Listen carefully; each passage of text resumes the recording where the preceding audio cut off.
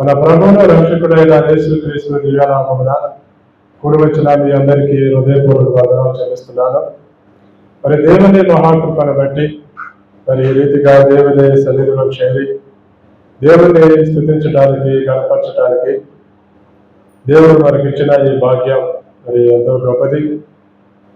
మరి దేవుని బిడలమైన మనం దినదినం మరి ఆత్మలో మనం ఎదుగుతూ ఉండాలి, దినదినం ఎదగాలి. మనం ఎప్పుడైతే దినదినం ఎదుగుతూ ఉంటామో మనం దేవుని కృపలో దేవుని దయలో ముందుకు సాగలుగుతాం. కానీ ఈ రోజుల్లో చాలామంది ఫలాలు లేని వారిగా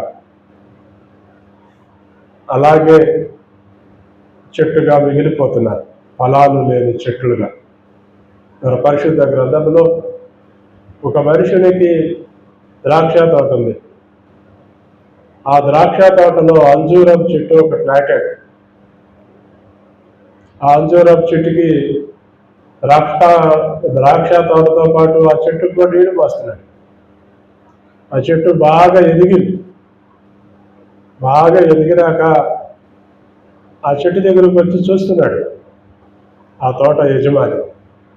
చూస్తున్నప్పుడు ఆ తోటకి క్షమించాలి, ఆ చెట్టుకి, ఆ అంజూరం చెట్టుకి చెట్టు నిండా ఆకులు కనపడుతున్నాయి, పచ్చగా కనపడుతుంది. చెట్టు పైకి పచ్చగా కనపడుతుంది, కానీ దానికి లోపల ఒక్క కాయ కూడా లేదు, ఒక్క కాయ కూడా లేదు.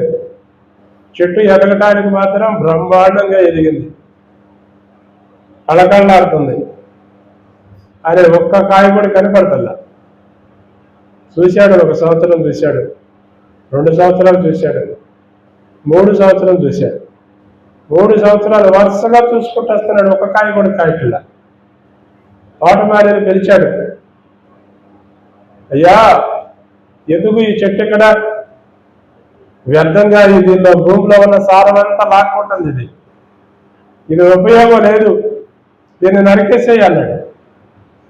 ఆ తోటమాలి యజమానుడితో చెప్తున్నాడు, అయ్యా ఈ 1 సంవత్సరం ఉంచు, ఈ సంవత్సరం నేను ఈ చెట్టు మీద శ్రద్ధ తీసుకుంటా, ఈ చెట్టుకి చుట్టూరు పాదు చేస్తా, పాదు చేసి నీళ్లు పోస్తాను బాగా, దీని మీద శ్రద్ధ తీసుకుని దీన్ని కొంచెం కనిపెడతాను, ఈ 1 సంవత్సరం ఉంచు,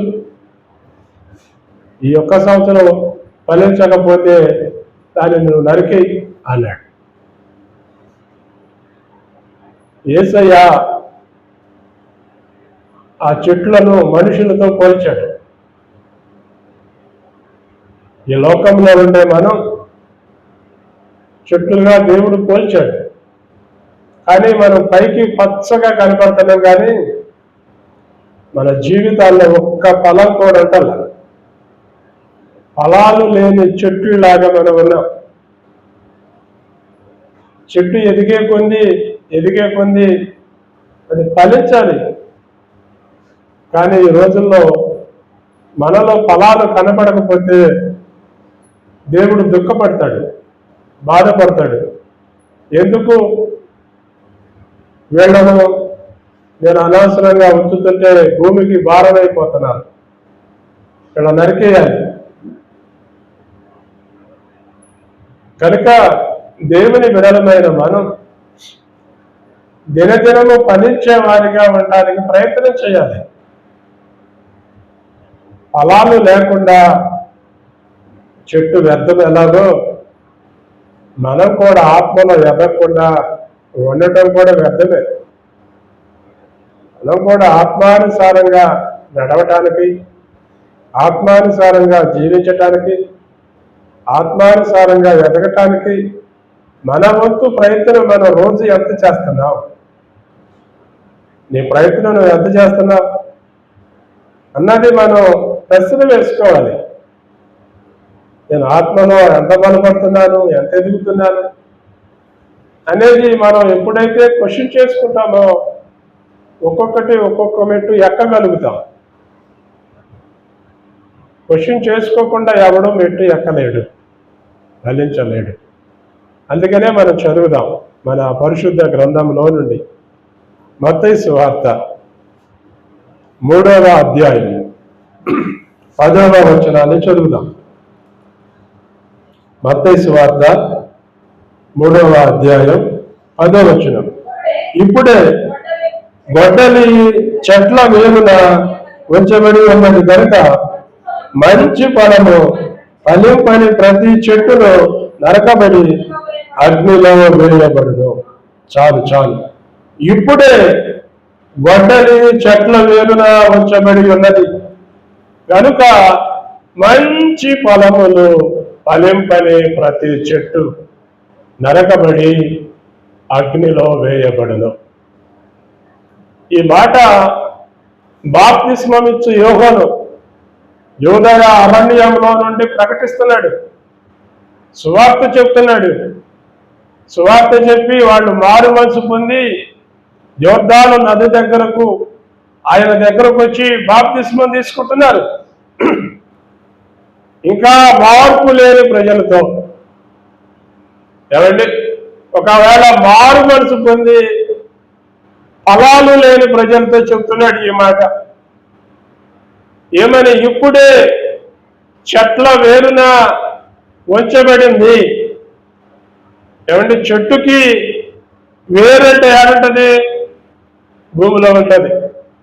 చెట్టు మొదలుకి గొడ్డలి పెట్టాడు దేవుడు.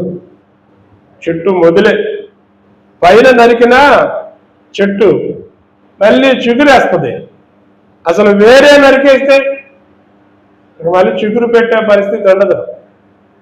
అందుకని గొడ్డలి చెట్టు మొదలు వేరుకే పెట్టాడు. అంటే మనం ఎంతసేపు బ్రతుకుతామో తెలియదు, మన ప్రాణం ఎప్పుడు పోతుందో కూడా తెలియదు. అందుకని గొడ్డలి వేరును పెట్టించాడు. నువ్వు ఫలించాలి ఫలించాలి ఫలించాలని దేవుడు నిన్ను చూసి కోరుకుంటున్నాడు, నిన్ను చూసి ఇష్టపడుతున్నాడు.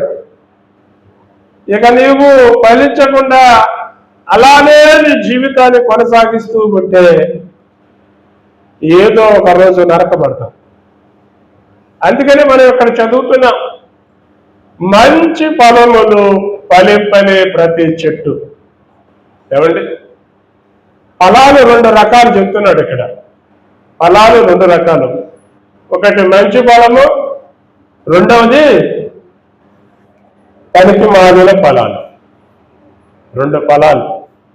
అంటే కొన్ని చెట్లేమో అసలు ఫలించటంలా, అంటే ఫలించటం లేదంటే అసలు మారుమచ్చ లేదు. కొన్ని చెట్లు మారుమచ్చ పొందుతున్నాయి కానీ మంచి ఫలాలు కాయట్లా, పనికి మాలిన ఫలాలు కాస్తుంది.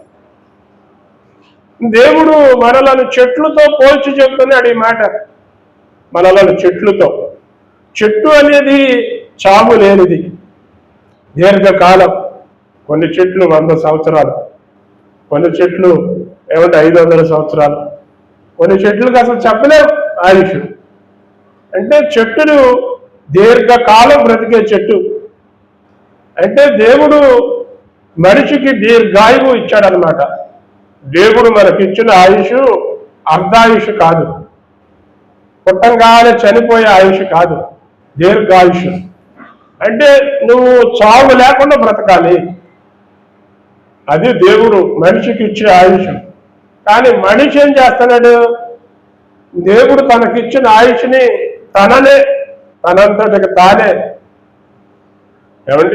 తనంతటికి తానే తన ఆయుష్ని తగ్గించుకుంటున్నాడు. కారణం, అతడు మంచి ఫలాలు ఫలించకుండా పనికి మాలిన ఫలాలు ఫలించేవాడు కొంతమంది. ఏమండి, కొన్ని చెట్లు అసలు కాయలు కాయు, కొన్ని చెట్లు మంచి కాయలు కాస్తాయి, కొన్ని చెట్లు పనికి మాలిన కాయలు. ఆ కాయలు పనికిరావు, తినటానికి పనికిరావు. అందుకనే మనం ఎలాగూ ఫలిస్తున్నాం అనేది ఇక్కడ ప్రశ్న.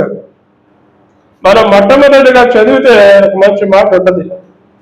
ఇదే మత్తయి సువార్త 7వ అధ్యాయము మత్తయి సువార్త 7వ అధ్యాయము 17 నుంచి 20 వచ్చిన వరకు చదువుదాం.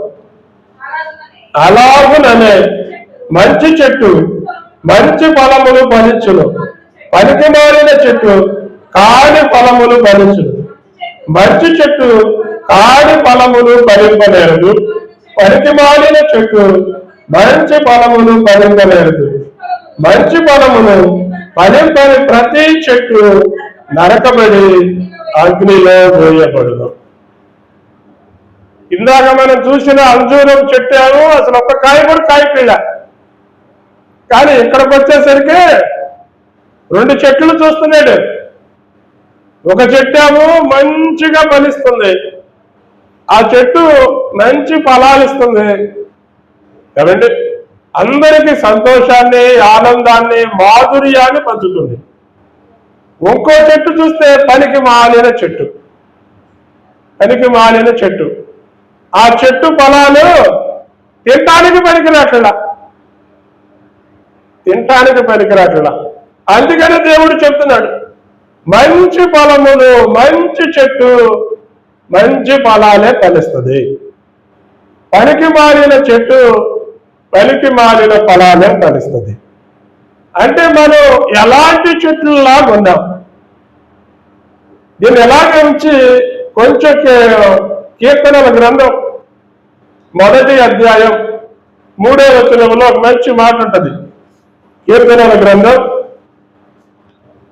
1వ అధ్యాయం 3వ వచనం, అతడు నీటి కాలువల ఎవరన నాటబడినదై ఆకు వాడక తన కాలమందు ఫలమిచ్చు చెట్టు వలె నిండును, అతడు చేయునంతయు సఫలమగును. ఇక్కడ మనం చదువుతుంటే మనకు ఏమర్థమవుతుంది?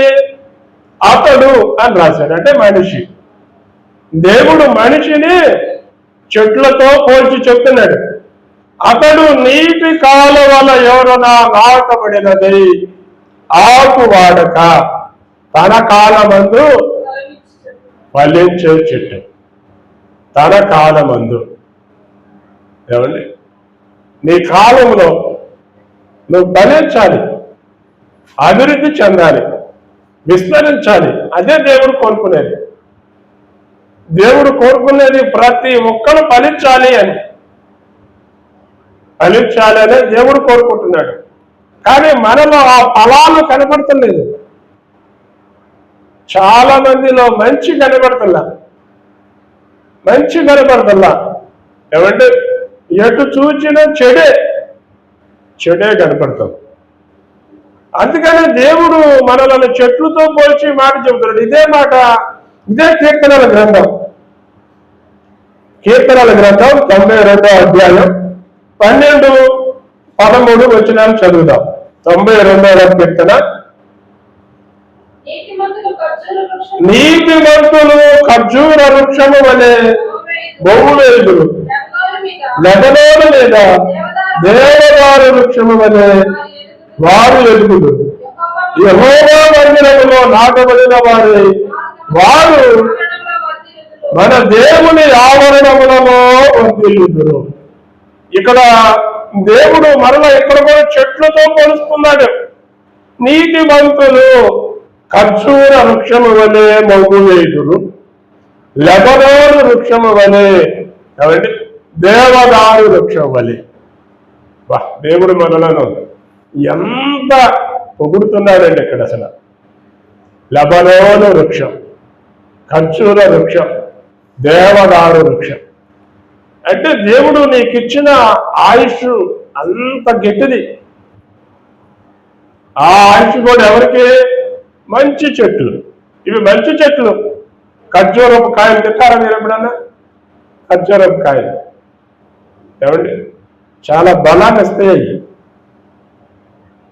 అది పచ్చిగా ఉన్న కాయ, పండు ఉన్న కాయ తింటారు, డ్రై ఫ్రూట్ ఎండబెట్టిన కాయ కూడా తింటారు. అదంతా ఉపయోగం. అది 2 రకాలుగా ఉపయోగం. పండుగ ఉన్నప్పుడు కూడా ఉపయోగపడింది, ఎండిపోయినా కూడా ఉపయోగపడింది. దేవుడు మిమ్మలను అలా పోల్చాడు, మనుషుల్ని అలా పోల్చి దేవుడు చెప్తున్నాడు. ఆ మనుషులు ఎవరు? మంచి చెట్లు, నీతిమంతులు, ఖర్జూర వృక్షం వలె ఎదుగుతారు. లెబనోను వృక్షం, దేవదారు వృక్షం. దేవదారు వృక్షాలు ఆకాశాన్ని అంటుతాయి. అవి మనకి అంత ఆహ్లాదాన్ని ఇస్తాయి. అందుకనే ఇంకా దేవుడు ముందుకొచ్చి నా మందిరంలో మీరు నాటబడిన మొక్కలు. దేవుని మందిరంలో నువ్వొక నాటబడిన మొక్కవు. ఎవరిస్తారనండి అలాంటి వాగ్దానాలు? ఎవరిస్తారు అసలు ఈ లోకంలో? ఎంత ఆయుష్ ఎవరిస్తారు? ఎవ్వరు ఇవ్వలేరు. ఇవి నీకు ఎవ్వరు ఇవ్వలేనివి.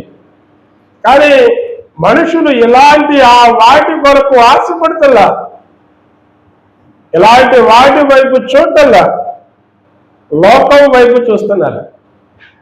లోకం వైపు చూసే వాళ్ళందరూ ఏమండి పనికి మారిన చెట్లతో పోల్చారు. అందుకే మంచి చెట్టు మంచి ఫలాలనే ఫలిస్తుంది. పనికి మారిన చెట్టు పనికి మారిన ఫలాలనే ఫలిస్తుంది. మంచి ఫలములు ఫలింపని ప్రతి చెట్టు నరకబడి అగ్నిలో వేయబడు. మనం మంచి చెట్లులాగా ఉన్నామా, పనికి మారిన చెట్లులా ఉన్నామా? మనల్ని మనమే ప్రశ్నేసుకోవాలి. ఇంకొకరు మనల్ని ప్రశ్న వేయాల్సిన అవసరం లేదు. నేను ఎలా ఉన్నానో నన్ను నేను ప్రశ్నేసుకుంటే నాకు సమాధానం దేవుడిస్తాడు. నన్ను నేను ప్రశ్నేసుకుంటే నా మనస్సాక్షి, నాలో ఉన్న మనస్సాక్షి నన్ను నాకు చెప్తుంది. నేను ఎలా ఉన్నానో నాకు తెలుసు. అందుకని దేవుడు మనతో చెప్తున్న మాట ఇదే. మనం ఫలించాలి, అభివృద్ధి చెందాలి, విస్తరించాలి. దేవుడు ఇదే మనుషుల పట్ల కోరుకునే కోరిక, ఇంకేమి లేదు. కానీ మనం మాత్రం అలా ఉండటానికి ఇష్టపడుతున్నా, అలా జీవించటానికి ఇష్టపడుతున్నా. అందుకనే నువ్వు ఫలించాలి, నువ్వు అభివృద్ధి చెందాలి, నువ్వు విస్తరించాలి అంటే నువ్వేం చేయాలి అంటే యేసయ్య చెప్తున్నాడు. ఇప్పుడు ఏమండి, నేను ఫలించాలంటే ఏం చేయాలి? ఇప్పుడు నేను ఎలా ఫలిస్తాను? నేను ఎలా అభివృద్ధి చెందుతాను? నేను ఎలా విస్తరిస్తాను? నేను ఎలాగూ దీర్ఘకాలం జీవించగలుగుతాను అని అంటే యేసయ్య చెప్తున్నాడు ఈ మాట. ఇదే యోహాను సువార్త. యోహాను సువార్త 15వ అధ్యాయము 5వ వచనాన్ని చదువుదాం. ద్రాక్షావల్లిని నేను, తీగలు మీరు. ఎవరు నా యందు నిలిచియుండునో, నేను ఎవరి యందు నిలిచియుండునో వాడు బహుగా ఫలించును. నాకు వేరుగా ఉండి మీరేమీ చేయలేరు. యేసయ్య చెప్తున్నాడు ఈ మాట. నువ్వు ఫలించాలి, నువ్వు అభివృద్ధి చెందాలి, నువ్వు విస్తరించాలి. నీవు ఖర్జూర వృక్షము వలె ఒగ్గు వేయాలి, లెబనోను వృక్షం వలె వెదగాలి, దేవదారు వృక్షం వలె నువ్వు ఫలించాలి అని అంటే నువ్వేం చేయాలి? దేవునితో అంటుకట్టబడాలి. అది నీకు నువ్వుగా ఎదగలేవు, నీకు నువ్వుగా ఫలించలేవు, నీకు నువ్వుగా ఆశీర్వదించబడలేవు. ఒక చెట్టు నువ్వు నాటావనుకోండి, ఆ చెట్టు అలాగే ఎదిగిద్దా? మీరు ఎప్పుడైనా చెట్లు నాటారా? చెట్టు నాటావు, ఇక నాటిన చెట్టు నాటినట్టు అదే ఎదిగిద్దా? ఏం చేయాలి? రోజు నీళ్ళు పోయాలి. అది కూడా ఎప్పుడు? పొద్దున్నే ఒకసారి నీళ్ళు పోయాలి, మధ్యాహ్నం ఒకసారి నీళ్ళు పోయాలి, మళ్ళీ అవసరమైతే రాత్రి ఒకసారి నీళ్ళు పోయాలి. నువ్వు రోజు నీళ్ళు పోస్తున్నావు. ఏమండి, రోజు నీళ్ళు పోస్తున్నావు, అది ఎదగతల్లా. నీకేమనిపిస్తుంది? ఏమనిపిస్తుంది? దీనికి రోజు నీళ్ళు పోసినా ఇది ఎదగతలేదంటే అది నేను ఒకటే అనుకుంటావా? అసలు అట్లా పోల్చుకుంటావా? రోజు నీళ్ళు పోస్తున్నా, దీనికోసం నా టైం వేస్ట్ చేస్తున్నా. ఉదయం పోస్తున్నా, మధ్యాహ్నం పోస్తున్నా, సాయంత్రం పోస్తున్నా. నాటిన మొక్క నాటినట్టే ఉంది, దీన్ని పీకెత్తే పోయింది. అనిపించదా? అనిపిస్తుంది. నువ్వు ఒక సంవత్సరం నాటిన మొక్క నాటినట్టే ఉంటే సంవత్సరం దీనికోసం నీళ్లు పోస్తే ఇది ఎదగలేదు, పీకేయాలి అని అనిపిస్తుంది. దేవుడు కూడా అంతే అనుకుంటాడు. మనలను చూచి నీ మీద రోజు ఆయన వర్షాన్ని కురిపిస్తున్నాడు, రోజు నువ్వు ఫలించాలని కోరుకుంటున్నాడు, రోజు నువ్వు అభివృద్ధి చెందాలని కోరుకుంటున్నాడు. కానీ నువ్వేమో కారు ద్రాక్షాలు కాస్తావు, చేదు ద్రాక్షాలు కాస్తావు. ఇదే మాట రాశాడు. ఇదే యెషయా గ్రంథంలో మనం చదివితే మంచి మాట ఉంటుంది.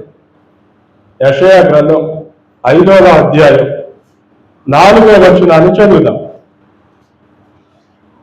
యెషయా గ్రంథం 5వ అధ్యాయము 4వ వచనం. నేను నా ద్రాక్ష తోటకు చేసిన దానికంటే మరేమి దానికి చేయలేను.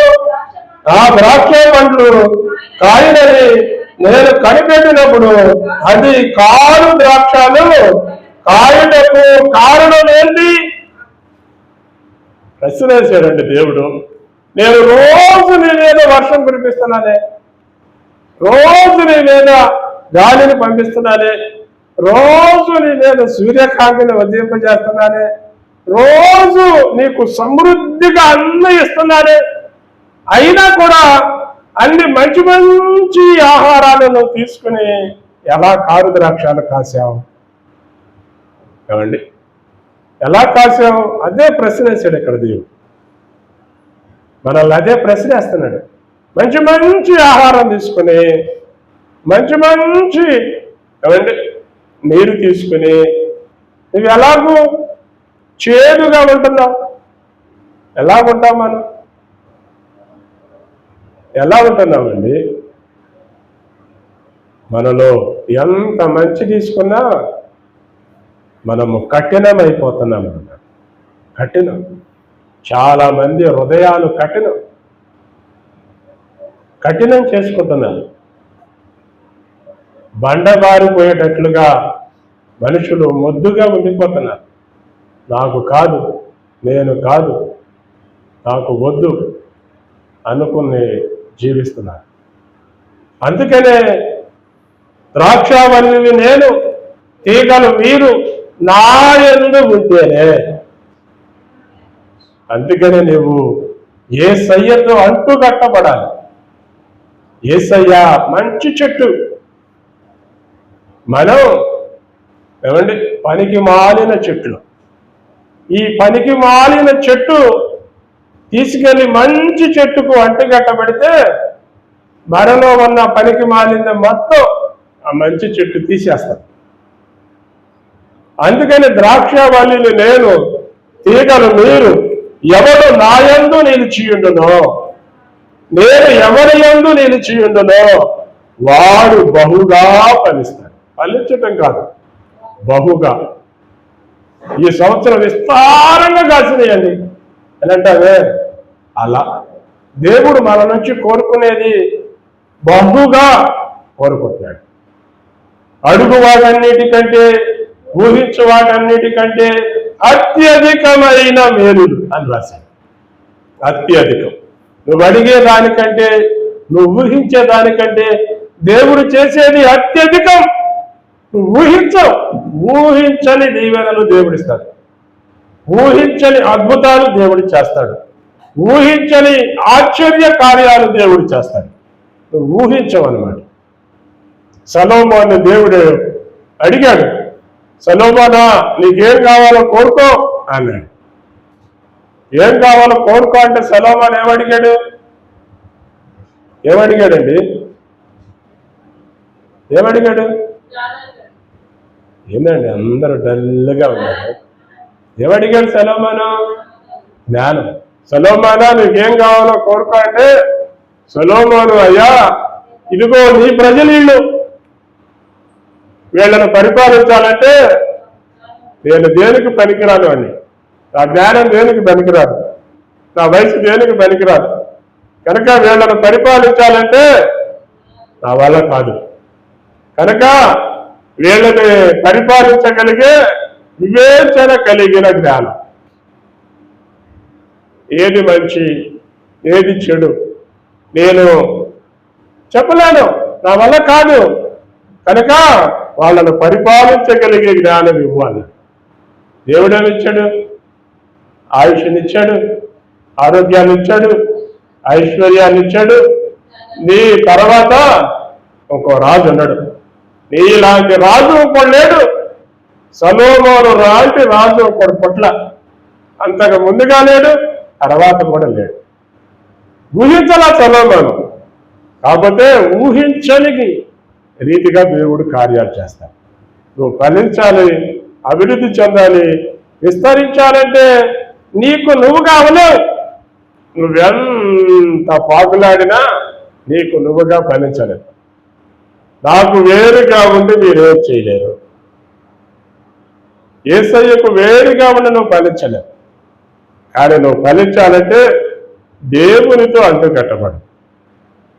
దేవునితో ఏమండి నువ్వు జీవించు, దేవునితో సహవాసం చేయి, దేవుణ్ణి నీ హృదయంలోనికి ఆహ్వానించు. అప్పుడు దేవునితో నువ్వు అంటుకట్టబడతావు, నువ్వు ఫలిస్తావు, అభివృద్ధి చెందుతావు, విస్తరిస్తావు, అనేకమైన వారికి దీవెనకరంగా మారుతావు. ఇంతకీ అసలు మంచి చెట్టు అంటే ఏంటి? ఇది చెట్టు ముగించేస్తా. మంచి చెట్టు, మంచి చెట్టులో ఉండే లక్షణాలు ఏంటి? మంచి చెట్లు ఏముంటాయో అది చదివి ముగించేద్దాం. ఇదే గలతీయులకు రాసిన పత్రిక 5వ అధ్యాయం 22వ వచనాన్ని చదువుదాం. అయితే ఆత్మఫలం ఏమనగా ప్రేమ, సంతోషం, సమాధానం, దీర్ఘశాంతం, దయాళత్వం, మంచితనం, విశ్వాసం, సాత్వికం, ఆశా నిగ్రహం. వాటికి మించినవి ఇకేం లేవు. నీలో ఇవి ఉండాలి. మంచి చెట్టులో ఇవే ఉండాలి. వీటికి మించి ఉన్నాయి అంటే ఏమండి నీవు మంచి చెట్టువు కాదు. అందుకనే ఇవి నీలో ఉంటే చాలు. ఇవన్నీ కలిపితే ఒకటే, గుర్తుపెట్టుకోండి. ఇవన్నీ చాలా మంది పిల్లలు పాట పాడుతున్నారు. ఆత్మఫలాలు 8 9 పాట పాడతారు సండే స్కూల్ పిల్లలకు. ఇప్పుడే తప్పు నేర్పిస్తున్నారు. ఏమండి అది తప్పు. ఆత్మఫలాలు 9 కాదు, ఆత్మఫలం ఒకటే. అడపకండి, అది తప్పు. ఇక్కడ మనం అదే చదువుతున్నాం. ఆత్మఫలమేమనగా అని రాశారు. మంచి చెట్టులో ఉండే ఫలాలు ఏమండి, మంచి చెట్టుకు ఉండవలసిన ఫలం ఇదే. ఏంటి అది? ప్రేమ, సంతోషం, సమాధానం, దీర్ఘశాంతం, దయాళత్వం, మంచితనం, విశ్వాసం, సాత్వికం, ఆశా నిగ్రహం. ఇవి నీలో ఉంటే నీవు ఫలిస్తావు, అభివృద్ధి చెందుతావు, విస్తరిస్తావు, దీర్ఘాయుష్మంతుడిగా బ్రతుకుతాం. అట్టి కృప దేవుడు మీకు అనుగ్రహించిన గాక. చిన్న ప్రార్థన చేద్దాం. ఈ రాత్రికాల సమయంలో దేవుని సన్నిధిలో ఉన్న మనం ఒక చిన్న ప్రార్థన చేద్దాం. మంచి ఫలములు ఫలించే ప్రతి చెట్టు నరకబడుతుంది. పనికి మారిన చెట్టు పనికి మారిన ఫలాలే ఫలిస్తుంది. కనుక నీవు మంచి ఫలాలు ఫలింపాలంటే నీకు నువ్వుగా ఫలించలేవు, నీకు నువ్వుగా ఎదగలేవు, నీకు నువ్వుగా విస్తరించలేవు. నీలో మంచి ఫలాలు కావాలంటే యేసయ్యతో నువ్వు అంటుకట్టబడితేనే. ద్రాక్షావల్లిని నేను, తీగను మీరు. ఎవరు నా యందు నిలిచియుండునో, నేను ఎవరి యందు నిలిచియుండునో వాడు బహుగా ఫలిస్తాడు. నువ్వు బహుగా ఫలించాలంటే, మంచి ఫలాలు ఫలించాలంటే యేసయ్యను నీ జీవితంలోనికి ఆహ్వానించు. నువ్వు ఫలిస్తావు, అభివృద్ధి చెందుతావు. మహాపరిశుద్ధుడు అయిన మా తండ్రి, పరలోకమందున్న మా ప్రభువా, పరిశుద్ధ పుణ్యపాదములకు స్తుతులు స్తోత్రములు వందనాలు చెల్లిస్తున్నాము తండ్రి. మా తండ్రి, సర్వశక్తివంతుడ, సర్వోన్నతుడ, గొప్ప దేవుడ, మా రక్షకుడ యేసయ్య, స్తోత్రాలు వందనాలు చెల్లిస్తున్నాము నాయన. అలా ఈ రాత్రి కాల సమయమున మీ వాక్యంలో నుండి మీరు మా అందరితో మాట్లాడినందుకు స్తోత్రాలు వందనాలు చెల్లిస్తున్నాం తండ్రి. ఈ వాక్యాన్ని వింటున్నా మీ విడలను మీరు జ్ఞాపకం చేసుకోండి నాయన. మంచి చెట్టు మంచి ఫలాలు ఫలిస్తుంది. అవును ప్రభువా, మేము మంచి చెట్టుగా ఉండాలంటే, మంచి చెట్టుగా ఫలించాలంటే, మంచి చెట్టుగా విస్తరించాలంటే యేసయ్యా మీలోనికి మేము అడ్డుకట్టబడాలి ప్రభువా. మేము పనికి మారిన వారు, ఎన్నిక లేని వారు ప్రభువా. దయతో మమ్మల్ని క్షమించు ఆయన. మీతో అడ్డుకట్టబడి ఆయన మేము ఫలించి అభివృద్ధి చెంది విస్తరించి ఖర్జూర వృక్షము వలె, లెబనోను వృక్షము వలె, దేవదారు వృక్షము వలె ఆకు వాడక ఆయన తన కాలమందు ఫలించు చెట్టు వలె, దేవుని మందిరములో నాటబడిన చెట్లు వలె నేను ఉండనట్టు మిమ్మల్ని జ్ఞాపకం చేసుకోండి, ఆశీర్వదించాలి. సర్వశక్తివంతుడు, సర్వోన్నతుడు, గొప్ప దేవుడు, మా రక్షకుడు యేసు క్రీస్తు అతి శ్రేష్టమైన నామమునే ప్రార్థించి స్తుతించి అడిగి వేడుకుంటున్నాము ప్రియా పరలోకపు తండ్రి, ఆమేన్. ఇప్పుడు మన తండ్రి అయిన దేవుని దయ, ఆయన కుమారుడైన యేసు క్రీస్తు యొక్క కృపై, పరిశుద్ధాత్మని అన్యోన్య సహవాసం, సమాధానం, సంపూర్ణ దీవెన ఎప్పుడనో ఎల్లప్పుడూ దేవుని మహాకృప మనకును మన కుటుంబాలకు సకల పరిశుద్ధులకు సదాకాలం తోడయుండి నడిపించి దీవించి ఆశీర్వదించి వర్ధిల్ల చేయగాక. ఆమేన్, ఆమేన్, ఆమేన్. మీ అందరికీ వందనాలు.